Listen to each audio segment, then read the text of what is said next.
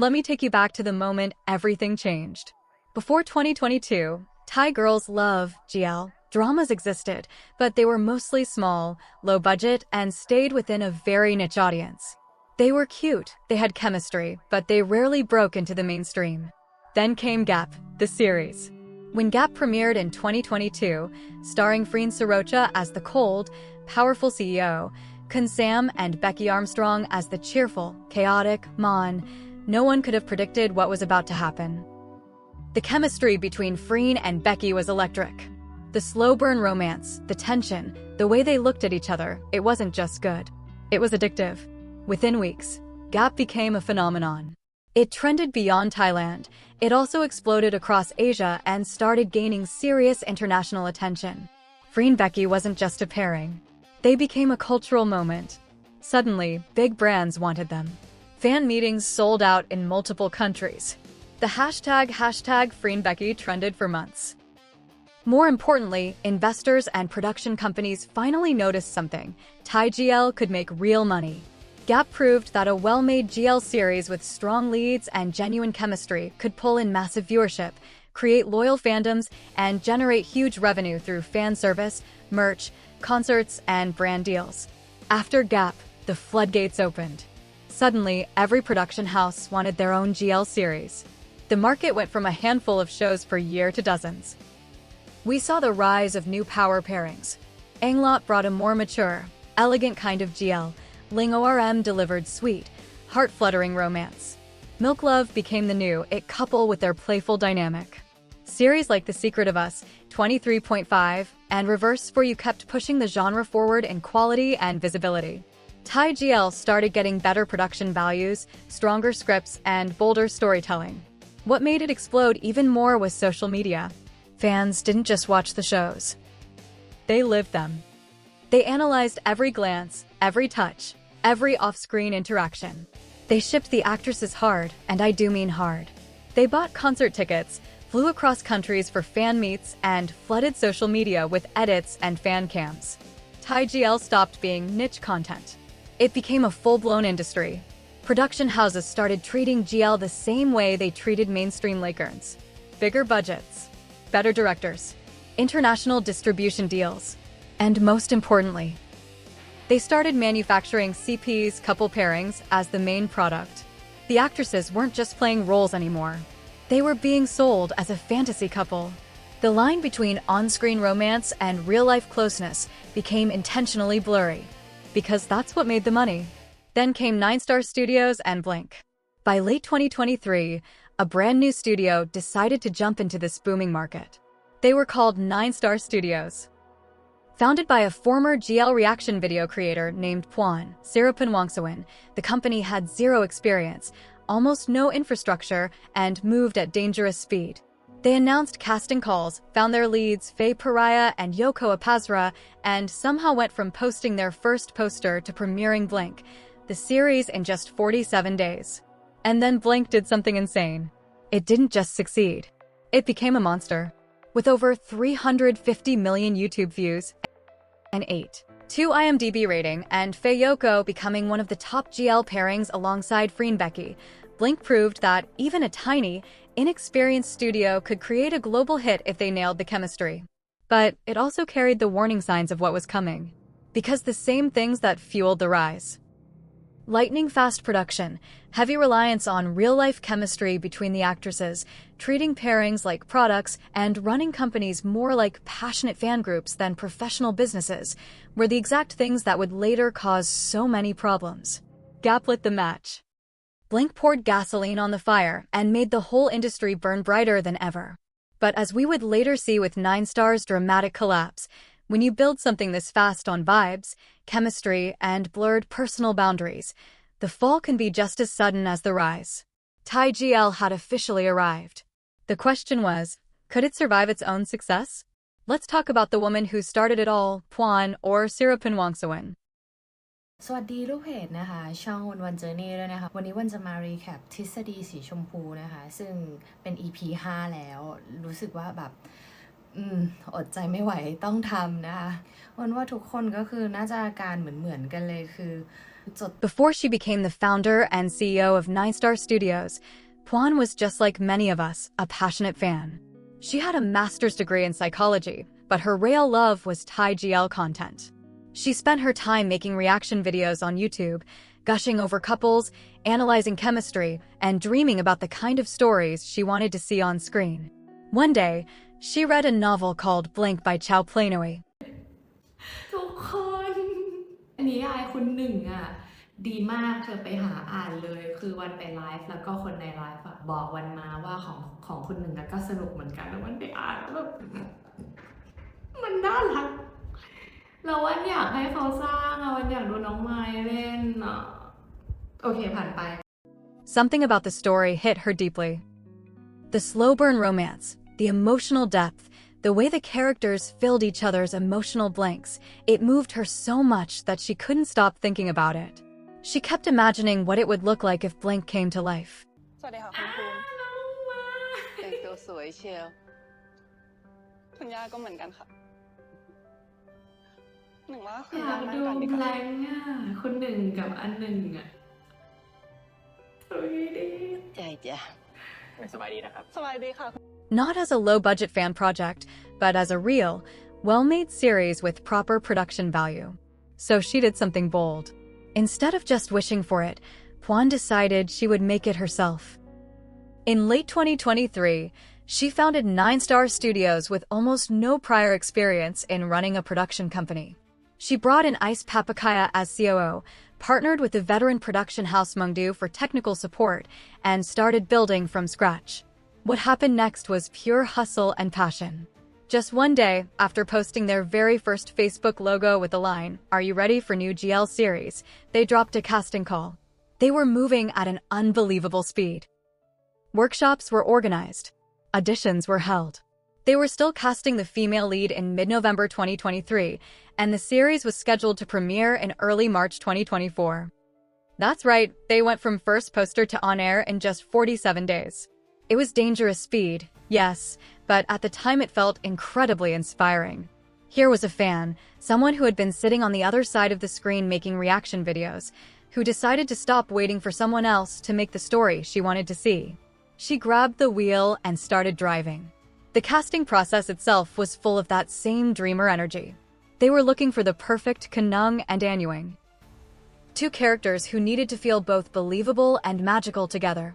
When they finally announced FayeYoko and Yoko Apazra as the leads in January 2024, the excitement was palpable. Pwan herself couldn't hide her fangirl heart. She posted captions like, "There was no big corporate machine behind Ninestar. No decades of experience. No massive budget or polished infrastructure. It was built on passion, personal connections, and a founder who truly believed in the story she wanted to tell." In many ways, Pwan represents something bigger that's happening right now. More and more YouTubers and content creators are making the jump from reacting to stories to actually creating them. We've seen it in many industries, YouTubers launching their own films, series, and brands because they got tired of waiting for traditional gatekeepers to tell the stories they wanted. Pwan was part of that wave. She wasn't a trained producer, but she was a fan with vision, drive, and the willingness to bet on herself. And for a moment, that bet paid off spectacularly. Blink the series premiered on March 2nd, 2024, and exploded far beyond anyone's expectations, eventually crossing 350 million YouTube views. The chemistry between Faye and Yoko was exactly what Pwan had dreamed of when she first read the novel. For a brief, shining period, it felt like a perfect underdog story. A GL fan with a dream starts a studio with almost nothing, creates a massive hit that changes the conversation. It was inspiring. It proved that sometimes, all it takes is one passionate person who refuses to wait for permission and decides to bring their favorite story to life themselves. But as the views kept climbing and Blink turned into a genuine phenomenon, the very things that made Ninestar's rise feel so inspiring started to show their cracks. It began with something that sounded harmless at first, the family-style way of running the company. Pwan was very open about this later. She admitted that she couldn't quite separate business from personal closeness. She hired a lot of people she knew personally, friends of friends, fans of the artists, even some of her own fans from her reaction video days. Everyone was close. Everyone was passionate. Decisions were often made based on gut feeling and loyalty rather than clear processes or professional structure. At the beginning, that warmth felt like a strength. It created a tight-knit team that moved fast and cared deeply about the project. But as the company grew bigger and the pressure mounted, that same family-style approach started creating problems. Mistakes were sometimes overlooked because we're all family. Roles weren't always clearly defined. When issues came up, they were handled through personal conversations instead of proper systems. What worked when they were a small, hungry startup started feeling messy once they had a massive hit on their hands and thousands of fans watching their every move. The first visible sign that something was off came in August 2024, just a few months after Blink Season 2 finished airing. Ice Papakaya, the co-founder and COO of Ninestar Studios, announced her resignation. At the same time, supporting actress Marissa Lloyd also terminated her contract. Ice wasn't just any employee. She had been there from day one, helping build the company alongside Pwan. She had also played a major supporting role in Blink. She played Sam. Yes, the same one from Gap. Turns out the two stories take place in the same universe. Anyway, losing both the co-founding COO and key cast members in one go raised a lot of eyebrows. People started whispering, what's really going on inside Ninestar? Ice later went on to found her own studio, Heartpop, which released its own GL drama, Player, in 2025. It was a quiet but significant departure. The company that had exploded onto the scene with so much passion and speed was already losing some of the key people who helped make its success possible. Around the same time, subtle signs of strain began appearing in the relationship between the company and its biggest star, Faye. Negotiations for Faye's new contract reportedly became difficult. According to later statements from the company, they tried to offer her more flexibility to take solo projects. Faye, however, felt the process was rushed and unclear. There were growing differences in vision about her future and the direction of the pairing with Yoko. Nothing had blown up publicly yet, but those who were paying close attention could sense the tension building behind the scenes. The fast, passionate, family-like energy that had fueled Ninestar's incredible rise was starting to show its limits under the weight of sudden success. The company that had gone from a simple Facebook page to 350 million views in record time was discovering that speed and heart alone weren't enough to sustain what they had built. And the biggest challenges were still ahead. But the real turning point, the moment when the cracks became impossible to ignore, came with a project called 4 Elements. In the Thai GL industry, 4 Elements wasn't just another series. It was supposed to be the biggest multi-couple GL event of the year. Think of it like the Avengers of Thai sapphic dramas, a massive collaboration featuring several of the hottest pairings under one umbrella. Fans were beyond excited. Industry people were calling it a potential game-changer that could push Thai GL even further into the mainstream. Landing a spot in 4 Elements was seen as a major status symbol. Ninestar's FayeYoko pairing was widely expected to be part of it. Then, in early February 2025, everything went sideways. Ninestar suddenly pulled Faye and Yoko out of the project. What followed was a messy storm of conflicting stories that left everyone confused and angry. Pwan's version, shared later in her long X thread, the company only had its first official meeting about 4 Elements on February 4th. It was just an informational session. After reviewing the timeline and conditions, they decided the next day to withdraw because it didn't align with their internal workflow. The company's official statement went even further, claiming they had consulted with the production team and requested withdrawal after assessing potential risks to internal workflow. Faye's side told a very different story. During her emotional press conference on November 9, 2025, a producer from the 4 Elements team joined via phone call live on speaker. The producer directly contradicted Ninestar, confirming that the company had been properly invited and that Ninestar's owner had personally told them they wanted to withdraw their artists. When reporters pointed out that Ninestar had previously claimed they were never even contacted about the project, the producer replied with visible confusion. That's strange. How could someone request to withdraw from a project they were never contacted about? The conflicting statements created a complete mess. Fans didn't know who to believe. Accusations flew in every direction. Some called it a simple scheduling conflict. Others saw it as Ninestar sabotaging its own biggest pairing out of pride or poor planning. Whatever the truth was, one thing was clear: pulling out of 4 elements was a massive self-inflicted wound at exactly the wrong time. During this controversy, Ninestar tried to steady the ship by bringing in fresh leadership. On February 4th, 2025, they announced that Ms. Nichari Nidanavakorn, Nanny, someone with professional startup experience from the UK, would become the new interim CEO. The goal was clear: move away from the chaotic, family-style management and bring in real structure and professionalism. It didn't start well. Only 48 hours after Nanny took the job, the company had to issue a public apology. A job posting had accidentally referenced Taiwan and Hong Kong in a way that offended Chinese fans, forcing Ninestar to affirm the One China principle. Not exactly the smooth, fresh start they were hoping for. Then, on February 17, 2025, just 13 days into the new CEO's tenure, came the announcement that would change everything. During a casual TikTok live, Nanny read a statement. Topics that have been raised and clarify our positions as follows. First, we want to acknowledge that Ninestar Studios and Kun Fai have differing perspectives in terms of internal working style and personal potential conflict of interest with external personal businesses. In previous attempts to find common ground, we were unable to reach a mutually satisfactory agreement. And as a result, we are now in the process of discussing the termination of our contract. Faye was in the process of terminating her contract with Ninestar Studios. The company cited differing perspectives regarding internal working styles and potential conflicts of interest with external personal businesses. The contract officially ended on March 1, 2025. Announcing the departure of your biggest star on TikTok Live was already a bizarre choice. But the timing made it even worse. Because by this point, the departures were piling up fast. Ice Papakaya, the co-founder and CEO? Gone. Marissa Lloyd, key supporting actress? Gone. The music producer behind all the beloved OSTs? Gone. Mungdu Production, their main production partner from the very beginning? Gone. One by one, the people who had helped build Ninestar from nothing were walking away.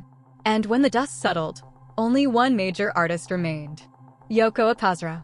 Fans launched a global movement under the hashtag #StandAgainst Ninestar. It spread like wildfire. On X Twitter, the hashtags consistently hit the worldwide top 20. A petition demanding Yoko's release from her contract gathered over 14,000 signatures. Fan clubs from multiple countries issued joint statements supporting both artists and condemning what they saw as unfair treatment. The anger was intense. Many fans felt the company had destroyed something beautiful, a pairing that felt real, all because of poor management and greed. Deals started getting canceled. Ninestar's YouTube channel faced mass reporting and restrictions. The pressure was relentless. Then came the press conferences. Oh God, the conferences. First press conference, March 13, 2025. After weeks of silence, Ninestar finally held a press conference. Kwan spoke first. She denied deliberately breaking up FayeYoko, calling it financial suicide. She blamed much of the backlash on hired IO campaigns, coordinated information operations, and said she had stayed quiet to take all the blame herself. But the fans were not happy with her. They saw her talk as throwing all the blame on Faye. The fans said, "The biggest problem is how the company seemed to shift blame onto Faye instead of taking responsibility for their own role in everything that happened." They claimed she was the one who wanted out, but the timeline does not really support that, especially when she was still preparing for upcoming projects and publicly expressing excitement about what was next. On top of that, it is hard to accept the company's good terms story when Faye herself has spoken about how deeply hurt she was by the situation. That kind of emotional damage should not be brushed aside just to make the company look better. At the end of the day, it feels less like a respectful parting and more like the company trying to rewrite the story so they do not have to own their mistakes. The fans also hated that the company was trying to villainize the fandom. What makes this so frustrating is how the company seems to use real threats as a way to paint the entire fandom as the problem. Nobody is denying that threats against the artists are serious and unacceptable. But that does not justify lumping every fan together with those bad actors, especially when most fans were simply trying to protect Faye and Yoko and hold the company accountable for the way things were being handled. Criticizing the company and boycotting an event is not the same as wanting harm to come to the artists. Fans can support the girls while still rejecting the company's decisions, and pretending otherwise is just a way to silence valid criticism. Then Yoko took the stage. She was visibly emotional, eyes red, voice shaky. โยยอมรับค่ะโยเคยชอบพี่ฝ้ายจริงๆมันเคยเกิดขึ้นจริงทุกคนถึงรู้สึกว่ามันจริงขนาดนั้นเพราะว่าใช่ค่ะมันคือเรื่องจริงโยเคยชอบพี่เขาแต่ว่าพอวันหนึ่งที่มันจบแล้วโยก็ถอยออกมาค่ะณตอนที่โยชอบทุกคนสามารถไปย้อนดูคลิปหรือโมเมนต์ต่างๆได้ไม่ว่าจะตอบคำถามกี่ครั้งโยพยายามจะเลี่ยงว่าเป็นพี่น้องหรือเป็นอะไรโยไม่ตอบเลยเพราะโยไม่ได้อยากเป็นณตอนนั้นเช่นกันค่ะตอนที่โยรู้ว่ามันเป็นไปไม่ได้หรือว่าตอนที่โยถอยออกมาแล้วทุกคนก็รู้เช่นกันเพราะโยพูดเลยว่าเราเป็นพี่น้องโยพูดหมดทุกอย่าง She admitted she had developed real romantic feelings for Faye, but said it was not possible and that she had stepped back. She emphasized that the conflict was between Faye and management, not between the two of them personally. She asked fans to stop the harassment. The reaction from fans was deeply divided. Many criticized Yoko harshly. Posts flooded social media saying things like, "Yoko didn't stand up for Faye at all. She let the company use her as a shield. She's too weak. She should have spoken up for their relationship." Others defended her fiercely. She's only child and still a student. How is she supposed to fight a whole company? She looked so scared and broken up there. พอแล้วไม่ร้องแล้ว Stop attacking her. She's young and got caught in the middle. This isn't her fault. Faye held her own emotional press conference at the Soleil Hotel. She opened up powerfully, saying she had been emotionally shattered, completely broken, but was now stronger and ready to speak. She denied ever wanting to end the duo with Yoko and questioned why so much blame had fallen on her. อันนี้เป็นเรื่องที่ฝ้ายค่อนข้างที่จะไม่เข้าใจแล้วก็ยังหาคำตอบอยู่คือเรื่องของเรื่องก่อนวันเดือนกุมภานะคะก่อนช่วงวันวาเลนไทน์เรามีการพูดคุยกันว่าเราจะไปกินข้าวกันที่ไหนดีเราจะไปร้านไหนดีเอาหมาไปด้วยไหมหรือร้านไหนพาหมาเข้าไปด้วยได้บ้างในช่วงวาเลนไทน์เราจะได้วางแผนในการที่จะไปวันนั้นแต่ Most impactfully, she directly contradicted Ninestar's version of events around 4 elements by calling a producer live on speakerphone, who confirmed the company had been invited and then withdrew. Faye's conference shifted the narrative even more. After she spoke, a noticeable wave of fans turned against Yoko. Comments became harsher. Faye was hurting so much and Yoko just stood there. Yoko hurt Faye by not supporting her. Faye carried the pair anyway. The fandom, which had once cheered for FayeYoko together, split sharply in half. You were now either Team Faye or Team Yoko. Very few people stayed neutral or supported both.